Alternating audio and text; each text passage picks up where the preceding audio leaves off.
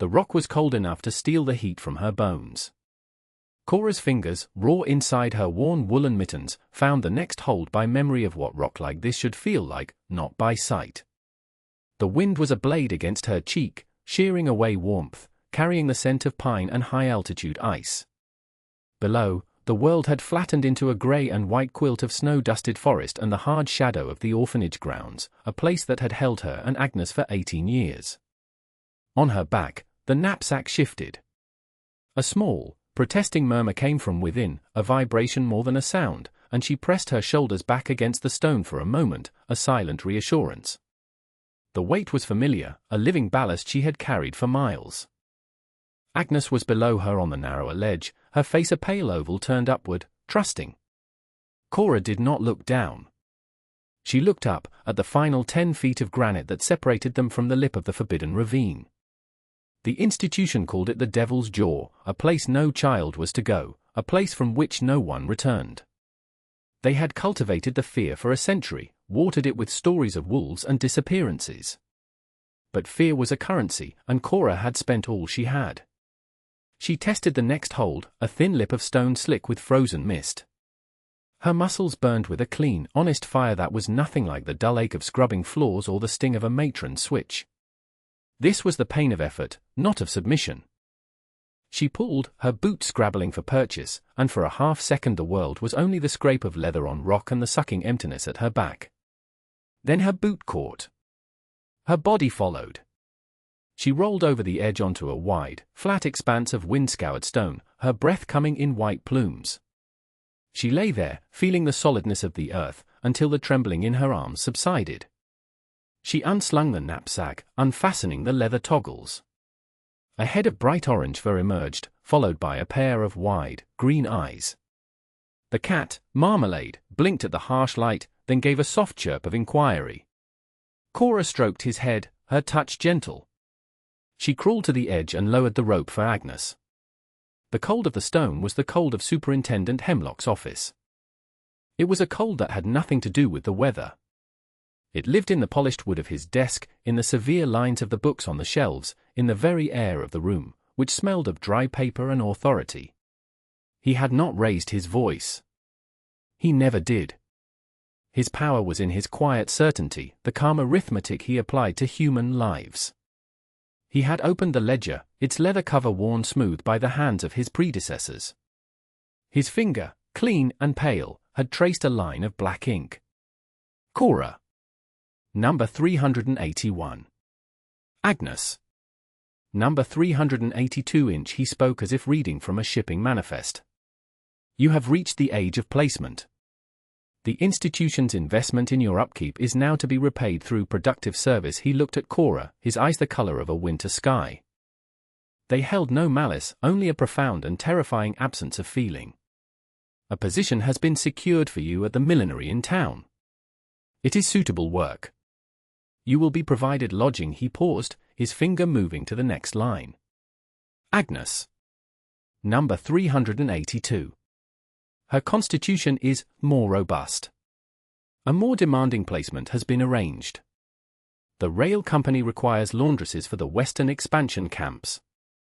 It is a 3-year contract. The words landed in the silent room with the weight of stones. A rail camp. 3 years. Hundreds of miles away.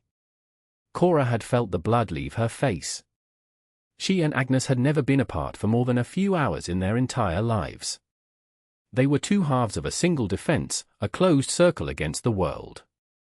She cannot go alone, Cora had said, her voice small but steady.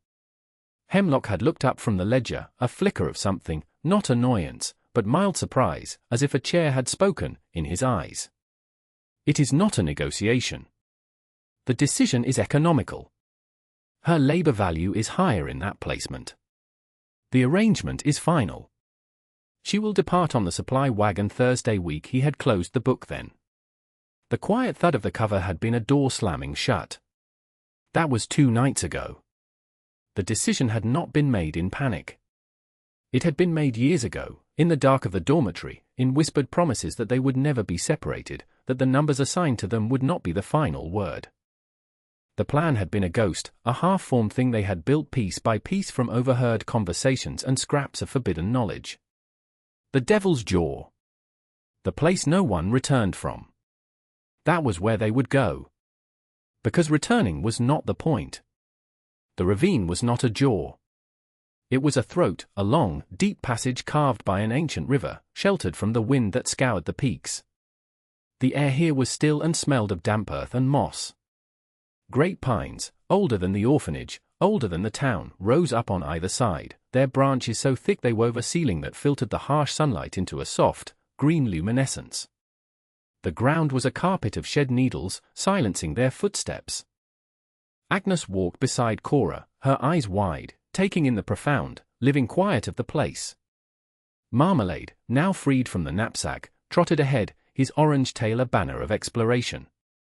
He moved with a hunter's confidence, his ears swiveling to catch the rustle of a vole or the distant call of a jay. After an hour of walking, they heard it. A sound so out of place in the high, dry mountains it seemed impossible, the steady, gentle music of moving water. They followed it to its source, a place where the rock wall wept.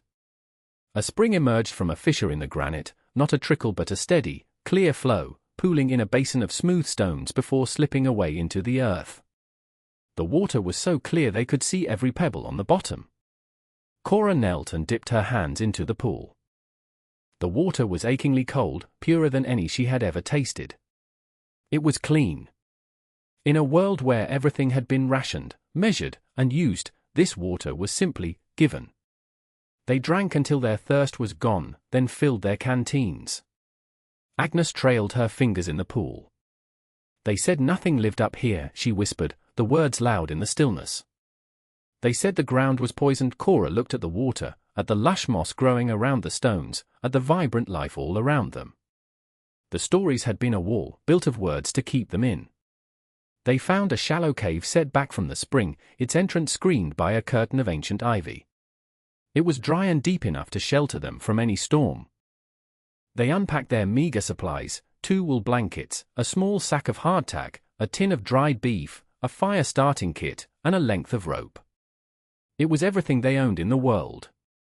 As dusk settled, tinting the light in the ravine to a deep purple, Cora built a small, smokeless fire of dry pine in the mouth of the cave. The warmth pushed back the chill. Marmalade, after a thorough inspection of their new home, curled up on a blanket, tucked his nose under his tail, and began to purr, the sound a small, rumbling engine of contentment. He knew they were safe. For 3 days, they saw no one. They established a routine dictated by the sun and their needs. They explored the ravine, never straying far from the spring, learning its paths and secrets. Agnes, who had always had a gift for seeing what others missed, found a patch of wild onions and a bush of late-season berries the birds had overlooked. Cora reinforced their shelter, weaving a screen of pine boughs to further conceal the cave's entrance. On the 4th day, Cora was checking a line of snares she had set for rabbits when she saw it. A footprint in a patch of damp earth near the creek bed. It was not hers, nor Agnes's. It was larger, made by a heavy boot, the heel worn down on one side. It was not fresh, but it was not ancient either. Someone else was here. Or had been. She erased the print with her foot and returned to the cave, her senses heightened. She said nothing to Agnes, but that night, she sat by the fire long after her sister was asleep, listening to the sounds of the ravine, sorting the familiar from the unknown. The next morning, they found more signs. A series of small, flat stones arranged to make a simple crossing over the widest part of the creek. A blaze mark on a tree, old and weathered, but clearly man-made. These were not the signs of a transient hunter. This was the work of someone who knew this place, who lived in it. They followed the subtle trail, moving with a caution learned from years of navigating the orphanage hallways without drawing attention. The path led them deeper into the ravine, to a small, cleared meadow they had not yet discovered. In the center of the meadow stood a small hut, built of river stone and sod, so well integrated into the landscape it was almost invisible. A thin curl of smoke rose from a hole in its roof. A man sat on a stump outside the hut, mending a piece of leather with a needle and thread. He was old, with a wild beard the color of dirty snow and clothes that seemed more grown than tailored. He did not look up as they approached, though Cora was certain he had been aware of them for the last half-mile. Marmalade, who had been trotting at her heels, stopped and sat, watching the man with an unblinking green gaze. The man finished his stitch, bit the thread, and only then did he raise his head. His eyes were a pale, washed-out blue, and they held a deep, weary intelligence. He looked at Cora, then at Agnes. He looked at their hands, their boots, the way they stood. He was reading them, she realized, the way she had learned to read the matrons. "You are a long way from the house," he said. His voice was rough from disuse, like stones grinding together. Cora stood her ground. "We are where we need to be." The man's gaze lingered on their faces, seeing the impossible similarity. "Twins," he murmured. It was not a question. He looked down at his leatherwork, then back at them. His next word sent a chill through Cora that had nothing to do with the mountain air. "What number were you?" He knew. He knew the language of the place they had fled. This old man, this ghost of the ravine, was tied to the institution. Cora's hand went to the small knife at her belt, a simple skinning tool that was their only weapon. The man saw the movement and gave a slow, deliberate shake of his head. There was no threat in him, only a vast, settled sadness. "I was the groundskeeper," he said, his voice still a gravelly rasp. 30 years. Before Hemlock. Before the new ledgers he set down his mending. "My name is Abernathy." He invited them to sit, not with words, but with a gesture toward a fallen log. They Saturday. Agnes stayed close to Cora, her silence a watchful presence. Marmalade, seeming to have made his own assessment, padded over to the old man and rubbed against his leg, purring. Abernathy stroked the cat's back, his gnarled fingers surprisingly gentle. "Hemlock came 15 years ago," Abernathy said, speaking to the fire he was now building, feeding it small, dry twigs. "He brought order. That's what he called it. Before him, it was a hard place, but it was human. He brought arithmetic. He said the institution was a business. The children were inventory. He created the new accounting. Every meal, every blanket, every child was a number in his book. An asset or a liability." He looked at them, his pale eyes holding the weight of what he was saying. He started separating the books. There was the public one, for the inspectors. It showed healthy accounts, placements, successes. Then there was his private one. The real 1-inch. Cora felt a cold knot tighten in her stomach. The ledger on Hemlock's desk.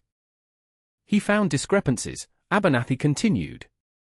Children who had arrived over the years, from the railroad camps, from the mining towns. Children whose intake was unofficial. Orphans of circumstance with no paperwork. They weren't in the old town records. To Hemlock, they didn't exist. A liability. An error in the inventory. He poked the fire, and a shower of sparks flew up into the dimming light. So he corrected the error. One by one. He created a third list. A list of children who were written off. Lost to illness, ran away, unfit for placement. He paused.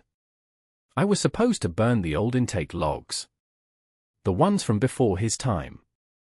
The ones that proved those children had ever existed at all." He did not say what he had done instead. He did not have to. He stood up, his joints creaking, and went into his small hut. He returned a moment later carrying a long, heavy object wrapped in oilcloth and tied with waxed cord. He laid it on the ground between them. With slow, methodical movements, he untied the cords and unrolled the cloth. Inside was a book. It was a ledger, like Hemlock's, but its cover was scarred and faded, the leather cracked with age. It was the intake log. The truth. Cora and Agnes spent the next 2 days in Abernathy's hut, the ledger open on the rough-hewn table between them. The old man sat nearby, sharpening a tool or sorting herbs, his presence a quiet anchor. He did not speak unless asked, allowing them to discover the story the book had to tell on their own. It was a story told in faded ink and spidery script. Names. Dates of arrival. Ages, often estimated. Place of origin, Miller's Creek Mining Camp, end of track Rail Town, Cholera Orphan. For every name, there was a small notation. Most were followed by a placement date and a destination, years later. But as they moved into the records from 20 years ago, a new pattern emerged. Dozens of names had no placement notation. Instead, beside them, in a different, more rigid hand, were new entries. Discharged, fever, absconded, sent to County Poor Farm. They cross-referenced the names with their own memories, with the names of older children they had known who had simply vanished. A boy who was good with horses. A girl who could sing like a lark. They had been told they had been sent to good families in the East. The ledger told a different story. They were liabilities that had been erased. Their own names were not in this book. They had arrived after Hemlock's system was already in place, their entry recorded directly into his new, clean accounting. They were assets. But this book held the ghosts of the children who had been deemed worthless. It was a record of the quiet violence of administrative certainty. On the third night, Agnes closed the book, her hand resting on its worn cover. "It's not enough to hide," she said, her voice clear and firm. Knowing this, it isn't enough. Cora looked at her sister. The fear was gone from Agnes's eyes, replaced by a cold, hard resolve she had never seen before. The ravine had not been an escape, it had been a crucible. It had burned away their fear and left this. "What do we do?" Cora asked. "He won't be brought down by ghosts," Agnes said. "He'll only be brought down by his own system. By numbers. By an accounting that is more correct than his." The plan formed between them, spoken in the quiet of the hut, with Abernathy listening. It was a dangerous, impossible plan. It required one of them to go back. Back to the town, back into the shadow of the institution. They would need help. Not just the ledger, but someone who could understand it, who could present it in a way the world would have to listen. Cora thought of Matron Rosewood, the woman who ran the infirmary. A woman who had been at the orphanage for 40 years, who moved through Hemlock's rigid world with a quiet, subversive grace. She would slip an extra spoonful of molasses into a sick child's tea. She would misplace the punishment order. Small rebellions, but they were evidence of a conscience Hemlock had not managed to extinguish. And they would need someone else. Someone from the outside. Cora left at dawn 2 days later. Agnes remained in the ravine with Abernathy, a promise passing between the sisters that was stronger than any spoken words. Cora carried a small satchel. Inside, wrapped in a piece of clean linen, were 10 pages carefully removed from Abernathy's ledger. The originals were too precious to risk. She had spent a full day painstakingly transcribing the names and dates onto fresh paper. The journey back down the mountain was different. She was no longer fleeing. She was hunting. The town looked the same, but it felt different to her. She saw the quiet order, the well-swept streets, the sober faces of the townspeople, and understood it was all part of the same system that Hemlock controlled. It was a town that valued tidiness over truth. She did not go to the orphanage. Not yet. Her destination was a small, neat house at the edge of town, the home of Mr. Finch. He had been the institution's clerk for 20 years until Hemlock had dismissed him for an accounting error of 17 cents.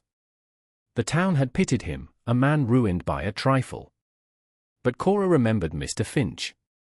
She remembered his precise hand, his love of numbers, and the haunted look in his eyes the last year he worked there. He was a man drowning in a guilt he couldn't name. She found him in his garden, staking up tomato plants. He was thinner than she remembered, his movements fussy and uncertain.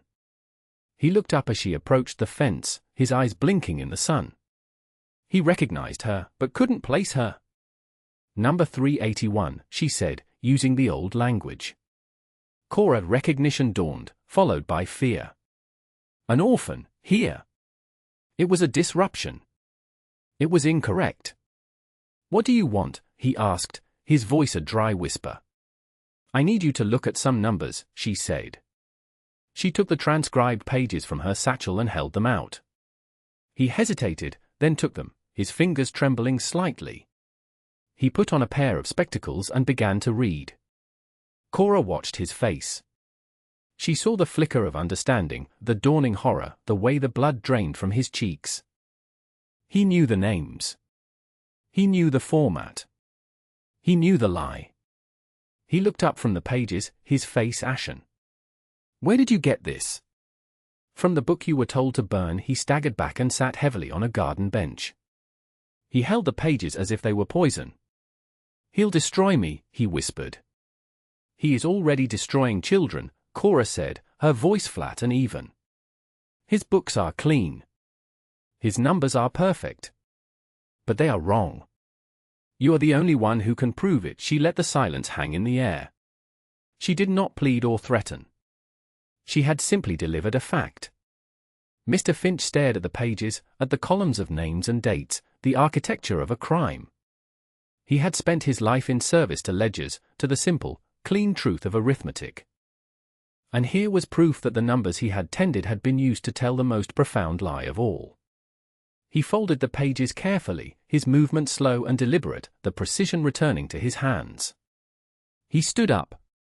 "The circuit judge is due in town on Tuesday," he said. "He inspects the orphanage records every year." The plan depended on routine. Superintendent Hemlock thrived on it. The annual inspection by Judge Morrison was a performance, and Hemlock was its exacting director. Everything was polished, ordered, and presented for approval. The children were clean, the floors were scrubbed, and the public ledgers were flawless. Cora met with Matron Rosewood in the dead of night in the infirmary cellar, a place that smelled of dried herbs and carbolic soap. The matron listened without interruption, her hands clasped in her lap, her face a mask of calm. When Cora finished, the old woman nodded once. "The water pitchers for the inspection room are always my responsibility," she said. It was all the confirmation Cora needed. On Tuesday, the inspection room was prepared. Judge Morrison, a man with a stern face and weary eyes, sat at a long table. Superintendent Hemlock stood beside him, presenting the ledgers with quiet pride.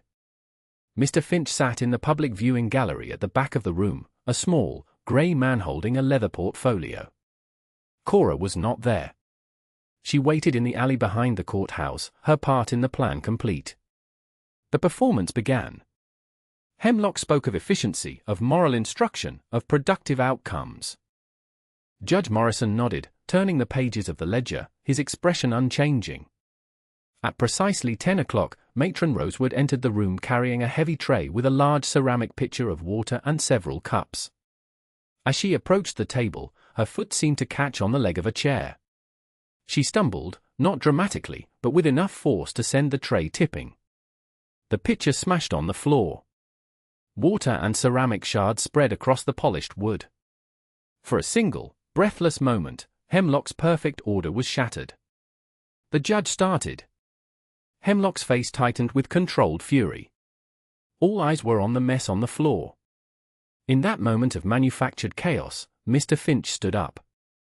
He walked calmly to the table, opened his portfolio, and laid his transcribed pages next to Hemlock's open ledger. He did not shout. He did not accuse. He spoke in his quiet clerk's voice, a voice used to reciting figures. "Your Honor, I believe there is a discrepancy in the accounting for the years 1870 to 1885. The institution's public ledger records 72 placements. But the original intake logs for that same period, which I have here, show 116 children admitted." He pointed a steady finger at the two sets of pages. "I would like to draw your attention to the 44 names that appear on one list, but not the other." Hemlock did not move. He stared at the pages Finch had produced, at the familiar script, the impossible evidence of a past he had personally incinerated. A single muscle twitched in his jaw. The judge looked from the pages to Hemlock, his weary eyes suddenly sharp and focused. The room was silent, save for the sound of Matron Rosewood quietly sweeping up the broken pitcher. The unraveling did not happen with a thunderclap. It happened with the slow, grinding sound of a bureaucracy turning on itself. Judge Morrison did not bang a gavel or have Hemlock dragged away in irons. He simply closed the ledger, his movements precise, and said, "Superintendent, my office will require all of your records, dating back 20 years. They will be sealed and transported to the capital for a full audit. The quiet violence of procedure had been met with more procedure. That was the only language the system understood. Men arrived 2 days later. They were not sheriffs, but auditors. Quiet men in sober suits who moved with the same dispassionate efficiency as Hemlock himself. They sealed his office. They took the ledgers. They interviewed the staff, their questions polite, methodical, and relentless. Hemlock was not arrested, he was suspended, pending inquiry. He was seen leaving his office with a single small box of personal effects, his face a blank mask. He had built his world on the foundation of perfect records, and a single, more accurate record had undone him. Cora watched it all from a distance, staying in a small rooming house on the edge of town, paid for with the last of the money she and Agnes had saved. She saw the fear and confusion on the faces of the townspeople. They had believed in the institution, in its order and its purpose. To question it was to question the stability of their own world. Matron Rosewood continued her work in the infirmary, her expression as serene as ever. No one connected her to the spilled water. Mr. Finch went back to his garden, his shoulders a little less stooped, as if a great weight had been lifted. The truth had not set him free, but it had allowed him to stand up straight. The most significant change at the orphanage was the silence. The oppressive, orderly quiet of Hemlock's reign was replaced by a more uncertain quiet, the sound of a machine that had lost its operator. The children seemed to sense it. There was a little more laughter in the yard, a little less fear in their eyes. The change wasn't a victory. It was a beginning. It was the first careful stitch in the mending of a fabric that had been torn long ago. After a week, Cora knew her work was done. The system would now follow its own slow, inexorable path. The truth was loose. It could not be put back in the book. She bought a small sack of flour, some salt, and a packet of seeds, and turned her face back toward the mountains. The ravine was unchanged, a hidden world of green and quiet. When Cora arrived, she found Agnes and Abernathy not at the cave, but a quarter-mile upstream, in a small, sun-drenched clearing. They were laying the foundation of a small cabin.